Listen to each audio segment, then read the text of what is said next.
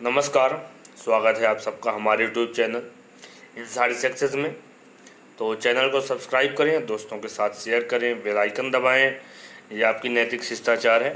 उसके बाद चलते हैं, ठीक है, क्वेश्चन की तरफ बढ़ते हैं जो आज आपके सेशन के लिए क्वेश्चन लेकर आए हैं हम। तो क्वेश्चन नंबर 1 है। क्वेश्चन नंबर 1 कहता है, हाल ही में एडीबी और भारत ने सिक्किम में किस परियोजना के वित्त पोषण के लिए एक समझौते पर हस्ताक्षर किया है। ठीक है, तो जो है भारत सरकार ने और एडीबी मतलब एशियन डेवलपमेंट बैंक ने जो है किस योजना के लिए जो है आपस में भी समझौता किया है, यानी वित्त पोषण के लिए समझौते पर हस्ताक्षर हुआ है। तो किस लिए हुआ है? तो ये हुआ है सड़क उन्नयन परियोजना के लिए। किसके लिए हुआ है?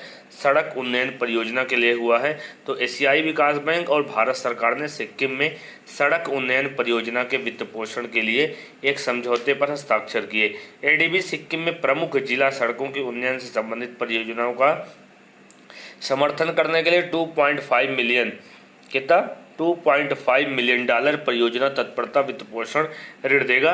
यह कनेक्टिविटी में सुधार करेगा और राज्य में आर्थिक गतिविधियों को जो है बढ़ावा मिलेगा। तो प्रोजेक्ट रेडिनेंस नैनसिंग PRF प्रमुख जिले और अन्य सड़कों को राष्ट्रीय और राज्य राजमार्ग नेटवर्क से जोड़ने में मदद करेगा। तो ये किसके लिए किया गया है? सड़क उन्नयन परियोजना के लिए किया गया है। और इसकी रकम की राशि कितनी है? ये रकम है $2.5 मिलियन। ये किसके बीच में किया गया है?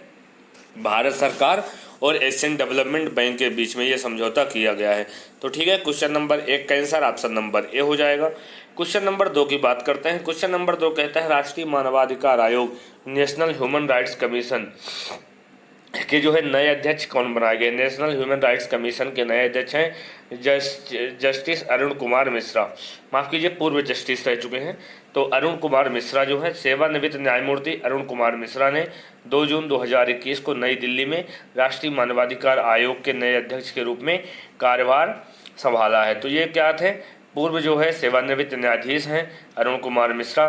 तो इन्हें जो है 2 जून 2021 को ह्यूमन राइट्स कमीशन का जो है नया अध्यक्ष बनाया गया है।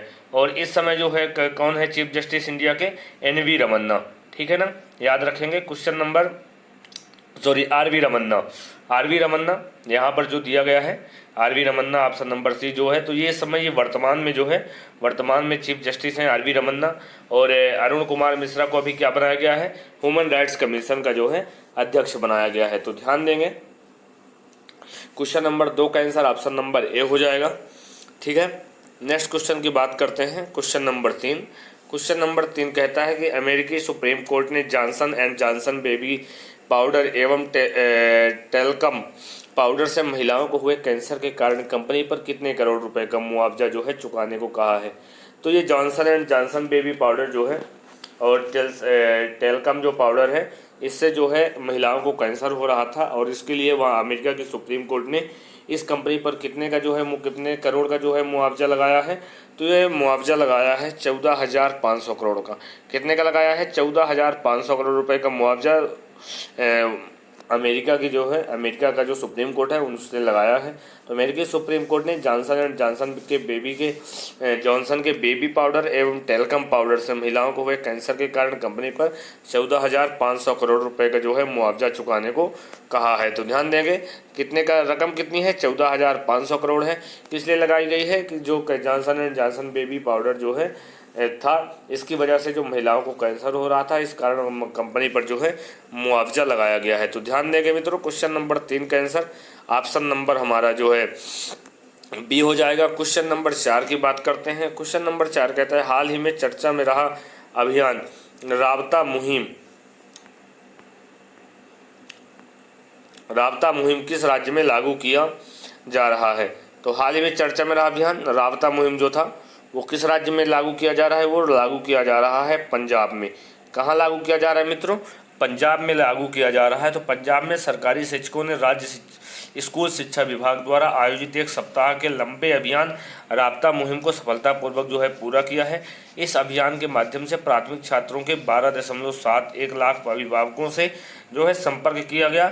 इस कार्यक्रम का उद्देश्य माता पिता और शिक्षकों के बीच फोन के माध्यम से संपर्क को सुविधाजनक बनाना, शिक्षा, स्वास्थ्य और बच्चों को कोविड से संक्रमित होने से बचाने के बारे में चर्चा करना था। तो ये जो है राबता मुहिम कहाँ शुरू की जा रही है, तो ये शुरू की जा रही है पंजाब में। और इस मिशन का उद्देश्य क्या है? इस मिशन का उद्देश्य स्कूल में पढ़ने वाले जो छात्र हैं उनके माता पिता से जो है संपर्क करना है और उन्हें जो है अच्छी शिक्षा, स्वास्थ्य और कोविड से संक्रमण से बचाने के बारे में जागरूक करना है सीधे तौर पर। और ये अभी तक जो है कितने जो है छात्रों से के अभिभावकों से संपर्क किया जा चुका है, तो 12.71 लाख अभिभावकों से जो है अभी तक संपर्क किया जा चुका है। तो क्वेश्चन नंबर 4 का आंसर ऑप्शन नंबर सी हो जाएगा।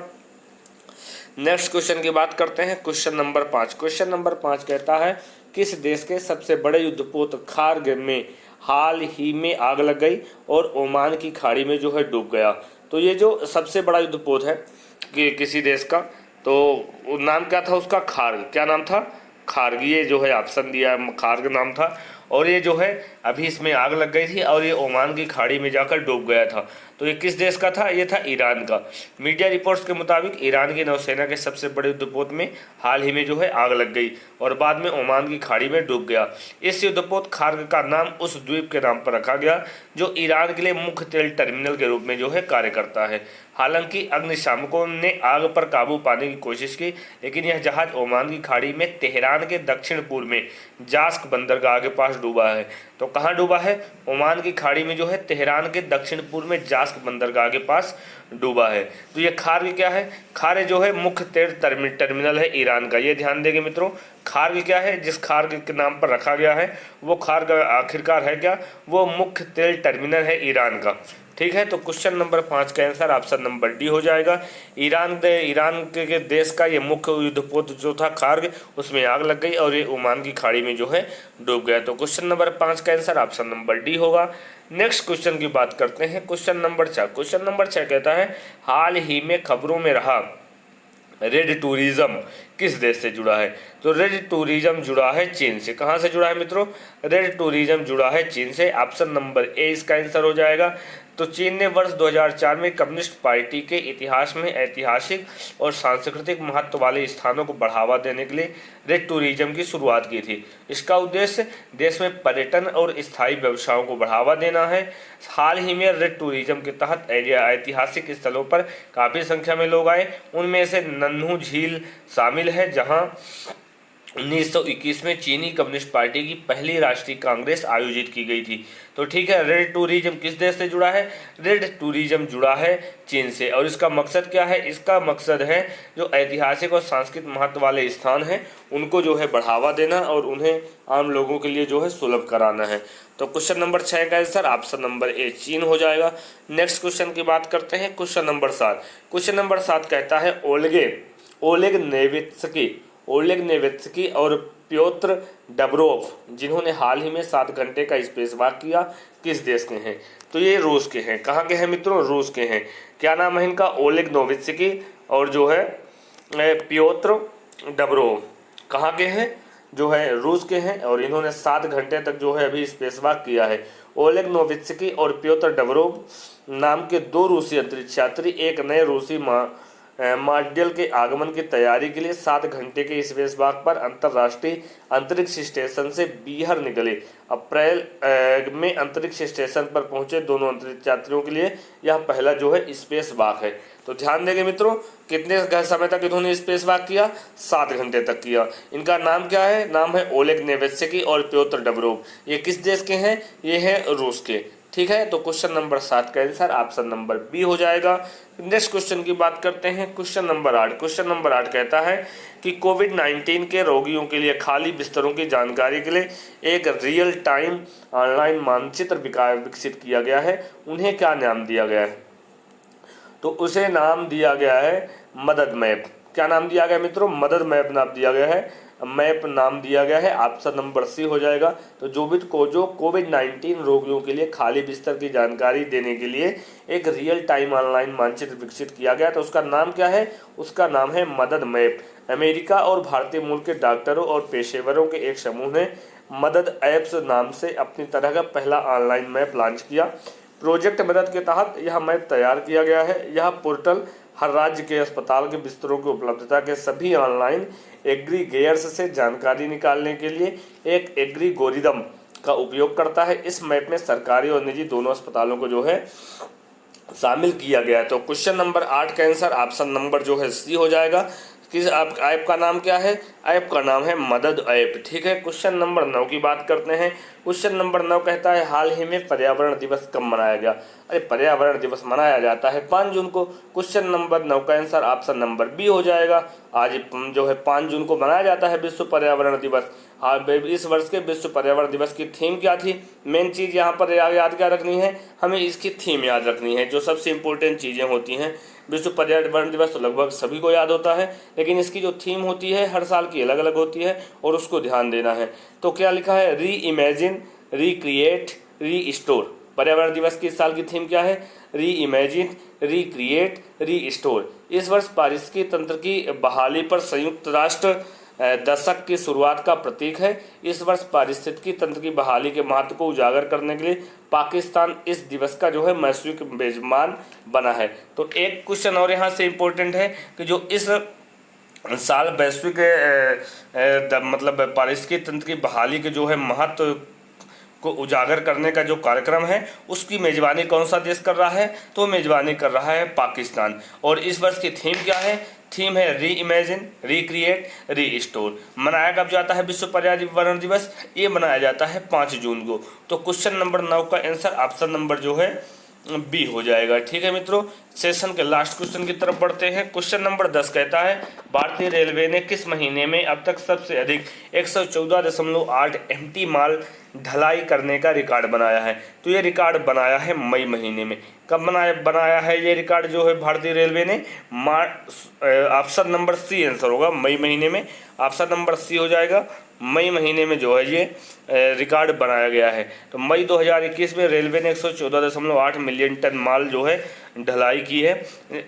माल जो है ढलाई की है, जो मई 2019 की इस अवधि की माल ढुलाई 104.6 एमटी से 9.7% ज़्यादा है।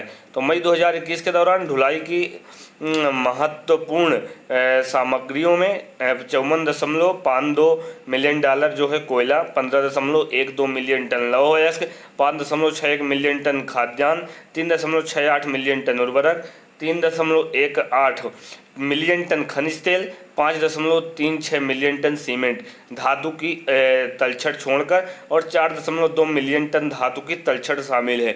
तो ध्यान देंगे जब तक भारतीय रेलवे ने किस महीने में अब तक का सबसे अधिक 114.8 मिलियन टन माल ढुलाई करने का रिकॉर्ड बनाया है। तो ध्यान देंगे कितना ढुलाई हुआ है मई के महीने में? 114.8 मिलियन टन। ये कब हुआ है? मई के महीने में हुआ है। कब हुआ है? मई के महीने में हुआ है। ध्यान देंगे मित्रों, क्वेश्चन नंबर 10 का आंसर ऑप्शन नंबर सी हो जाएगा।